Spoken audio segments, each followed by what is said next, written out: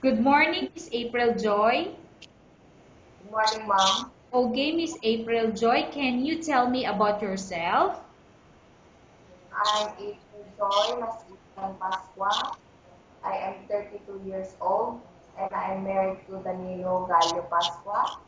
I have one kid, ma'am. Okay, I have few questions for you to answer, so let's start. Why do you want to work as a maid? I want to work as a maid, ma'am, for the future of my family, ma'am. Why you choose Malaysia when there is a lot of other country? Because I want to experience the culture and to see how beautiful Malaysia is, ma'am. How are you qualified for this job? Yes, ma'am. Okay, how are you qualified for this job? I am qualified for this job, ma'am, because I am a hard-working person, ma'am. May I know what is your education level is? I am college undergraduate of Bachelor of Science in Nursing, ma'am, What is your recent working experience? as a domestic helper, ma'am. Have you worked abroad before? Yes, ma'am. Can you please tell the place and how many years you worked for? In Hong Kong, ma'am, in 1 year, 3 months, ma'am. Do you have experience of taking care of baby? Yes, ma'am. And whose baby you are taking care of? Geraldine Toledo, ma'am. Okay, who is this Geraldine Toledo? She's my employer, ma'am. So, whose baby you are taking care of? Geraldine Toledo, ma'am. Okay, so what I'm asking about, this Geraldine, is this your employer or the baby? The employer, ma'am. Okay, baby. So you are taking care the baby of Miss Geraldine. Yes, ma'am. Okay. What about elder or older people? Do you have experience taking care an elder or older people? Yes, ma'am. And whose elder or older people you are taking care of? My grandmother, ma'am, How old is your grandmother when you take care of her? 85 years old, ma'am. Okay. Do you have any other special skills? Yes, ma'am. My special skills is cleaning, ironing, and taking care of baby, ma'am. Are you willing to learn new skills? Yes, ma'am. Are you willing to work with a family where the mother-in-law or any relatives stay together? Yes, ma'am. Currently, are you still working now? No, ma'am. Do you know how to cook? Yes, ma'am. What sort of food can you cook? Just Filipino food, ma'am. Can you tell me what Filipino food that you can cook? Adobo, pinakbet, and bulalo, ma'am. Are you aware that you will have to do washing, cleaning, ironing, and cooking? Yes, ma'am. From all the house chores or household work such as cooking, cleaning, ironing, and washing, which do you like most? Cleaning the house, ma'am, and ironing, ma'am, and taking care of baby, ma'am. Okay. If ever you were selected to work in Malaysia, who will take care of your kids? My husband and my grandmother, ma'am. I'm my mother, ma'am. Okay. You are not allowed to use handphone during working hours. Yes, ma'am. You are only allowed to use handphone after you finish all the works and when going to bed. Yes, ma'am. You are strictly needed to surrender the handphone to your employer in the morning, and your employer will return back to you once you're going to bed. Yes, ma'am.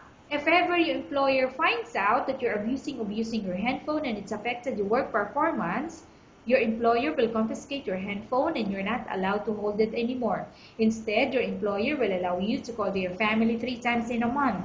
You're only allowed to bring normal phone and you're not allowed to bring smartphone. Are you agreed for the terms and condition? agree, ma'am. Are you agree to the rules and regulation for the handphone? Yes, ma'am. How many years is the contract as you agreed and understand? 2 years, ma'am. Can you describe for me your ethics or your attitude? I am a hardworking, trustworthy, jolly person, and honest, ma'am. How can you assure to us that you will work hard in Malaysia? I will do my best, ma'am, to finish all my household tasks and to finish my 2-year contract, ma'am. Okay. Can you promise not to put on makeup but to dress properly while work? Yes, ma'am. Can you promise not to use the telephone without the permission of your employer? Yes, ma'am. Can you promise not to invite friends and relatives without the consent of your employer? Yes, ma'am. Can you promise not to ask for advance salary from your employer under any circumstances? Yes, ma'am. Do you really understand of the rules and regulation of the agency?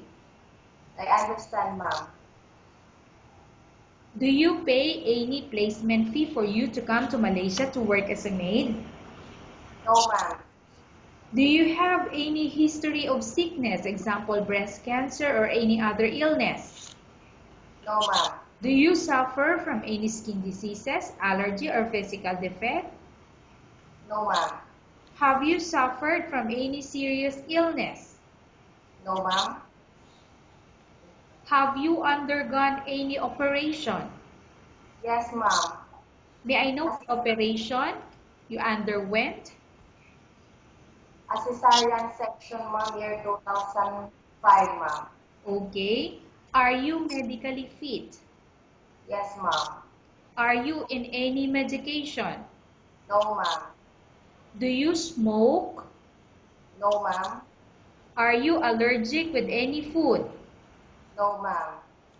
Are you prepared to work for the employer of any race? Yes, ma'am. Are you prepared to eat the type of food taken by your employer? Yes, ma'am. Are you afraid of being left alone in the house? No, ma'am. Are you afraid of dogs or other pets? No, ma'am. Can you promise to work according to instruction from your employer? Yes, ma'am. Do you have any immediate family working in Malaysia? Miss April Joy? Okay. Do you have any immediate family working in Malaysia? No, ma'am. Okay, Miss April Joy, we have finished our question section. Let's go to case study. I have a case study for you and I want you to answer me truthfully. Upon arrival in Malaysia within 6 months, if ever any of your family members pass away, what will you do? Will you continue to work till finish your contract or you will go back? I will finish my contract, ma'am, for their expenses, ma'am. Tell us about yourself and why do you want to work in Malaysia as domestic helper? I am April Jolas Igan Pasqua, ma'am, married to Danilo Gallo Pasqua. I have one kid, and I want to work in Malaysia for the future of my family, ma'am. Okay, Miss April Joy. What do you want to tell to your employer who watching your video?